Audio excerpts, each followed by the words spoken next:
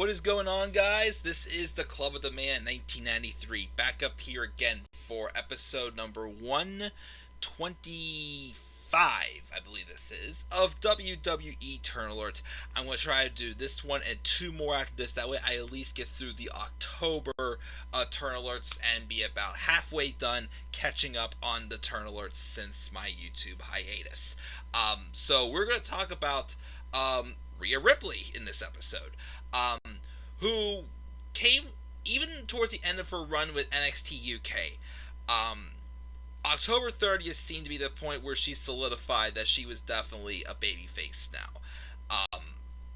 So Rhea Ripley, of course, someone showed me a picture of her when she first appeared in the first Mae Young Classic. She was talented, but she looked like a typical, beautiful, young girl who had a lot of potential for sure. The year later, though, in the Mae Young Classic, she obviously had developed a character, given this more like, biker-style gimmick, tomboyish look, and just made her look like a badass. And I thought it was pretty cool. She went to NXT UK, was the first ever NXT UK Women's Champion. After she had feuded with Toni Storm, she fell into a feud with Piper Niven, which was a good feud for sure to get both of them over, and especially get Piper Niven going as well. Gain a win against one of the top stars already for the women's division for NXT UK. Eventually, you knew she was going to go to NXT, and you could tell by the way she was being pushed that Triple H, Shawn Michaels, anyone behind the scenes in NXT was super high on Rhea Ripley. I did not think of her, though, as being the babyface hero who would eventually dethrone Shayna Baszler. But she did. So when she first came to NXT, she went straight for the throat and challenged Shayna Baszler for the NXT Women's Championship. And I think the first match they had, it ended with a disqualification and whatnot. But it was meant to help set up for the War Games match. The first ever Women's War Games match, which again around this time, October 30th, was when she had solidified her face turn. She originally picked the team of herself, Candice LeRae, Tegan Nox, and Mia Yim. Well, Mia Yim got beat down before their match, and then she picked Dakota Kai. That was the Dakota Kai heel turn, which we'll talk about soon. But that War Games match was meant to put her over the biggest and to basically say, hey, this woman needs to be champ right now.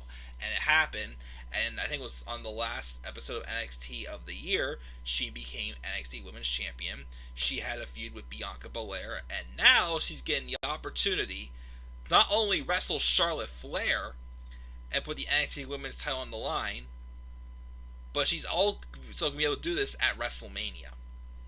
Again, it's definitely an honor to see Rhea, get these opportunities. And again, as I said before, you can tell how high on her Triple H is. At this point next year, she's probably going to be on the main roster. I expect her to probably hold on to the title until maybe like SummerSlam weekend or something. Get a good long run out of it for sure to give her a good credible run, definitely. But definitely that WrestleMania moment is going to be awesome for her. As far as her being a babyface goes, though, to me I feel like Rhea is more so of like a tweener. If I could compare her to somebody, she's the women's Pete Dunne, who's meant to come across as like a serious badass with kind of like a chip on their shoulder, but someone that's very well respected with the matches they have, which is why Pete Dunne is a babyface. At some point he's going to turn heel. I still think he's going to be the one to turn whenever they split up the Broserweights.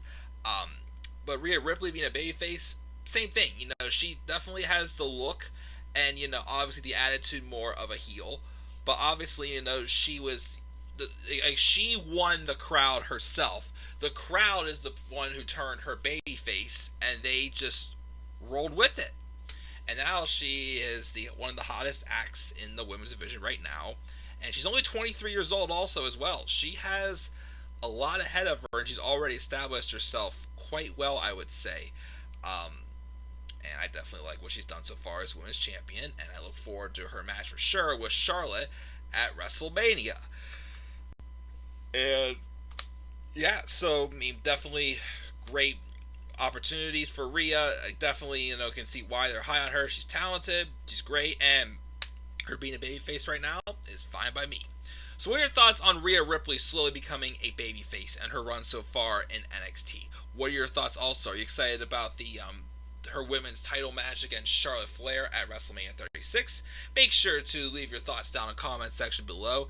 And be sure as always to click that like and subscribe to our content on my channel. Follow me on Twitter at DemandAirborne93. And with that, guys, please stay tuned for more WWE Turn Alert.